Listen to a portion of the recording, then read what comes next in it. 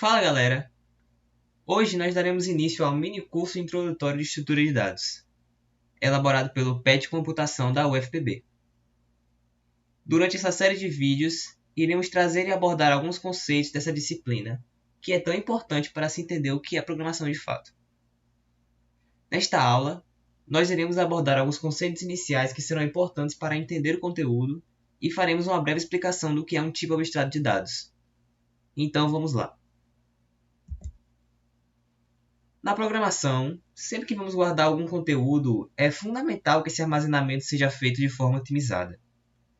Temos que considerar alguns fatores importantes, como, por exemplo, gasto de memória, operação de busca, entre outros. Então, pode-se dizer que uma estrutura de dados é uma forma organizada de armazenar e gerenciar informações em um programa de computador.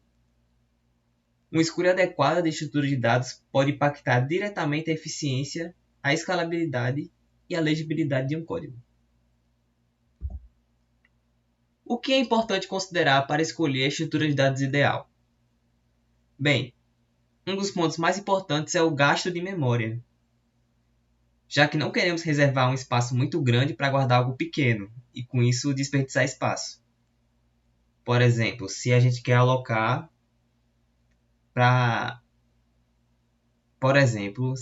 se nós queremos alocar memória para armazenar uma variável de tamanho 4 bytes. Que sentido teria nós alocarmos 8, 10 bytes para isso, se a gente só estaria dispersando memória? Então a gente tenta ao máximo minimizar esse desperdício, utilizando só a memória que a gente vai utilizar de fato. Outro ponto que temos que nos atentar é a busca. Dependendo da forma que organizamos os dados, pode ser mais rápido ou mais demorado. Tudo depende da estrutura que nós utilizamos. Por exemplo, se utilizamos índices em vetores, a busca se torna praticamente instantânea. Agora, caso tenhamos que percorrer raízes em árvores, a busca pode levar um tempo considerável. Além disso, temos também as operações de inserção e remoção. Qual é o custo de inserir um elemento em uma estrutura de dados e qual é o custo de remover? É importante se atentar se a gente vai precisar fazer o deslocamento de elementos. Por exemplo, caso a gente remova um elemento no meio de um vetor, nós teremos que deslocar para a esquerda todos os elementos que estiverem depois dele. E de forma parecida, se a gente quiser inserir no meio de um vetor, teremos que deslocar tudo que estiver depois dele para a direita, para assim conseguir colocar um elemento no meio.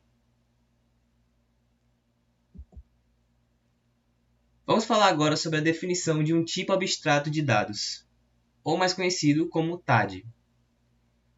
Um TAD é um modelo de estruturação dos dados que vai especificar o tipo dos dados armazenados e as operações definidas sobre esses dados. Vamos analisar aqui, por exemplo, um TAD de uma pilha, que é uma das estruturas de dados que nós vamos estudar aqui nesse curso. Nós vamos ter aqui um struct que vai ter os tipos de dados que vamos guardar. Nesse caso, nós vamos ter uma variável que representa o topo da pilha, que é por onde nós realizamos as operações de inserção e de remoção.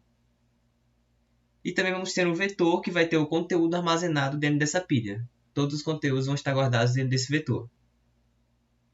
E aqui, logo abaixo, a gente vai ter as operações que a gente pode realizar em cima dessa pilha, que nesse caso vão ser as seguintes.